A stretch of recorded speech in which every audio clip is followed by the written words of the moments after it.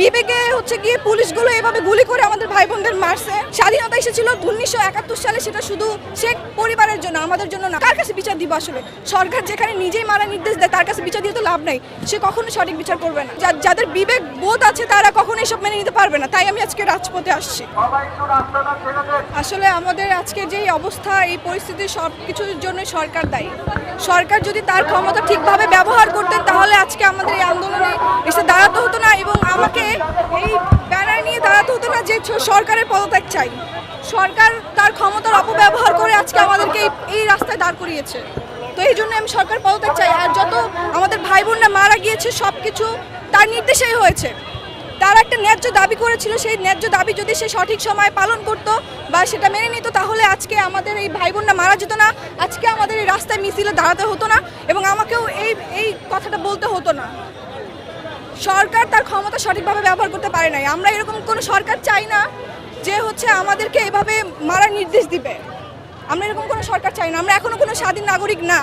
স্বাধীনতা এসেছিল 1971 সালে, সেটা শুধু শেখ পরিবারের জন্য, আমাদের জন্য না। আমরা এখনো বাক স্বাধীনতা পাইনি, আমরা এখনো সঠিকভাবে কথা বলতে পারি না। অবশ্যই যতদিন না পর্যন্ত সরকার পদত্যাগ করবে ততদিন পর্যন্ত আমরা এই আন্দোলন চালিয়ে যাব।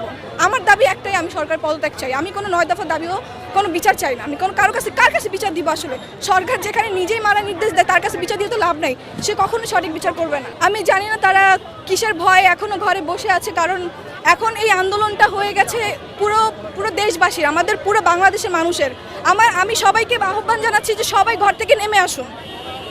কার ভয় কিসের জন্য বসে থাকবে না? আমরা যদি না নামি সবাই মিলে প্রতিবাদ না করি, আমরা কখনোই আর স্বাধীনতা পাবো না।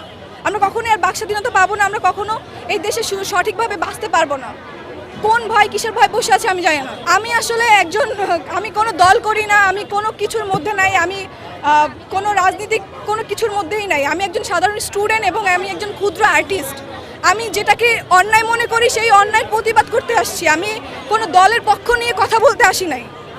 আমার যেটা মনে হয়েছে ন্যায় কোনটা অন্যায়, আমি সেই অন্যায়ের বিরুদ্ধে কথা বলতে আসছি। আসলে যা দেখতেছি আমরা সেভাবে ঘরে বসে থাকা যায় না। আমাদের যতগুলো চিৎকার শুনি তখন আমাদের প্রত্যেকের কান্না পায়। আমি জানি না কোন বিবেকে গিয়ে পুলিশগুলো এভাবে গুলি করে আমাদের ভাই বোনদের মারছে। আমরা নিজেরা যাদের বিবেক বোধ আছে তারা কখনো এসব মেনে নিতে পারবে না। তাই আমি আজকে রাজপথে আসছি। সাধারণ মানুষকে আমি এটাই বলবো যে আজকে না আমার সময় হয়ে গেছে, কোনো কিছুর ভয় পাবেন না, কোনো কিছুর ভয় পাওয়ার দরকার নেই। আপনারা সবাই আসুন, আমরা যদি সবাই নামি তাহলে আমরা আবার নতুন করে একটা স্বাধীনতা পাবো।